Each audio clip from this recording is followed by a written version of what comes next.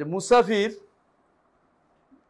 কসর করতে মানে সে যখন সে কসর করার জন্য জামাত বাদ দিবে এটা কিন্তু না।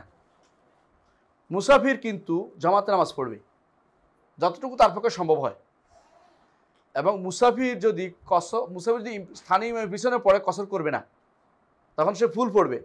মুসাফির হওয়ার কারণে সে যে তার 2 রাকাতেই পড়তে হবে, আলাদা পড়তে হবে, একাকি পড়তে হবে, এটা কিন্তু নিয়ম না। কিন্তু মানে মুসাফির হওয়ার কারণেও তাকে জামাতের উপর যত সম্ভব হলে, যে সম্ভব নয় তো আলাদা কথা, হয়তো তার জানে না মসজিদ কোথায় আছে বা তো নিরাপদ না যাচ্ছে না, কিন্তু সম্ভব হইলে তার জন্য কিন্তু মসজিদে যাওয়াটা ওয়াজিব। অর্থাৎ যদি কোনো সম্ভব হয় মুসাফিরের জন্য জামাতের সাথে নামাজ পড়া ওয়াজিব।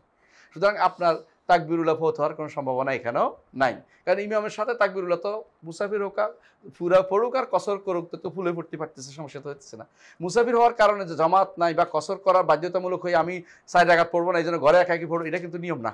অর্থাৎ আপনার হচ্ছে কসর করার সুযোগ যখন আপনি একাকি পড়বেন, অথবা সবাই মুসাফির থাকবে, অথবা সবাই হজে থাকবে, সবাই উমরা থাকবে, অথবা সবাই আরাফার ময়দানে আছে, হ্যাঁ সেই সময়, অথবা সবাই মুজদালিফা আছে, মিনে আছে, তখন আপনি কসর করতে পারতেছেন সবাই পিছনে। কিন্তু তাই বলে আপনি কসর করার জন্য, যেহেতু ইমাম সাহেব ফুল ফুটতেছে আমি ভিন্ন 2 রাকাত পড়বো কারণ আমি কসর করব, ওইটা কিন্তু নিয়ম না। আর যেহেতু মুসাফির অবস্থায় আছি আমি মসজিদে যাব না, এটাও কিন্তু নিয়ম না। যতটুকু সম্ভব মসজিদে আপনাকে যেতে হবে। জি।